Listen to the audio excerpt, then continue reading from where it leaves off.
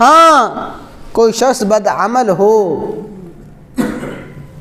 اپنی بدعملی کی بنیاد پہ نماز کو ترک کرتا ہے، اپنی بدعملی کی بنیاد پہ روزے کو ترک کرتا ہے، گناہ کبیرہ کا ارتکاب کرتا ہے، اور پھر یہ رمضان مبارک کے روزے ان کو جان بوجھ کے چھوڑ دینا، رمضان کے روزوں کو ترک کر دینا، اتنی بڑی محرومی اور بدقسمتی کی بات ہے۔ توجہ کے ساتھ یہ حدیث مبارکہ سماعت فرما لیں۔ فرمایا جس شخص نے بغیر کسی عذر کے، بغیر کسی بیماری کے،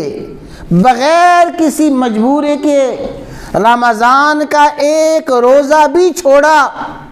ایک روزہ چھوڑنا اتنی بڑی بدقسمتی محرومی ہے۔ اگر کوئی شخص زندگی بھر روزے رکھتا رہے، زندگی بھر روزے رکھنے والا، اس رمضان کے ایک روزے کو جان بوجھ کر چھوڑنے والا اس کی تلافی نہیں کر سکتا۔ گویا رمضان کا ایک ایک روزہ اتنا قیمتی ہے، ایک ایک روزہ اتنا اہم ہے،